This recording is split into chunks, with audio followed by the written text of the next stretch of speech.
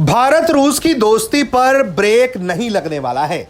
यही इशारा लगातार रूस में बैठे बड़े से बड़े नेता और भारत में बैठे बड़े बड़े नेता करते हैं और यही वजह है कि इस दिशा में काम भी तेजी से जारी है।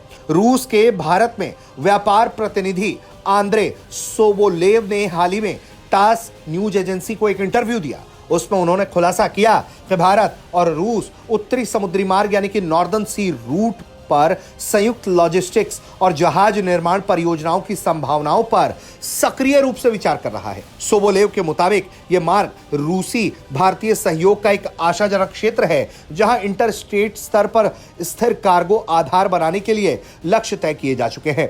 परिवहन के आर्थिक पैरामीटर और संयुक्त परियोजना पर काम चल रहा है, जो मध्यम और लंबी अवधि में व्यवसायों की बढ़ती रुचि को दिखाता है। उत्तरी समुद्री मार्ग रूस के आर्कटिक महासागर क्षेत्र में मुख्य शिपिंग रूट है, जो रूस की उत्तरी तटरेखा के साथ बोरेंटस, कारा, पूर्वी साइबेरियन, चुक्ची, बेरिंग सागरों से गुजरता है। इसकी लंबाई लगभग 5600 किलोमीटर है, जो कारा स्ट्रेट से प्रोविडेंस बे तक फैली हुई है। यह मार्ग रूस के यूरोपीय और सुदूर पूर्वी बंदरगाहों को साइबेरिया के नौगम्य नदियों से जोड़कर एकीकृत परिवहन प्रणाली बनाता है।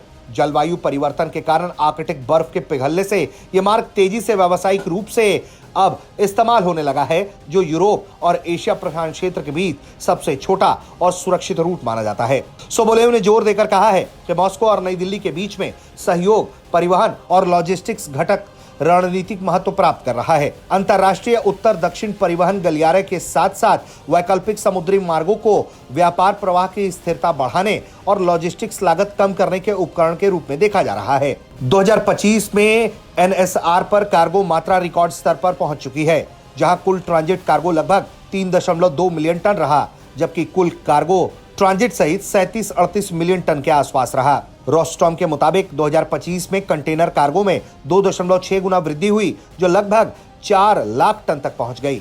मुख्य रूप से तेल, एलएनजी, थोक माल का परिवहन होता है। यह सहयोग हाल के क्षेत्र में द्विपक्षीय विकासों का हिस्सा है। बताया जा रहा है कि दिसंबर 2025 में जब रूसी राष्ट्रपति व्लादिमीर पुतिन भारत के यात्रा पर आए तो कई समझौते हुए, जिनमें आर्कटिक जहाज निर्माण, ध्रुवीय जल में भारतीय नाविकों का प्रशिक्षण और चेन्नई व्लादिवोस्तोक पूर्वी समुद्री गलियारे का विस्तार शामिल है।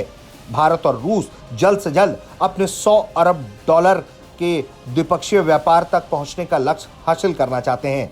ऐसे में एनएसआर न केवल व्यापार लागत, कम समय में ज्यादा कारोबार का ऑप्शन देता है, बल्कि एक ऐसा रास्ता खोलता है जिसके जरिए वैश्विक व्यापार नया आकार ले ले और दोनों ही देशों को इससे बड़ा लाभ मिले।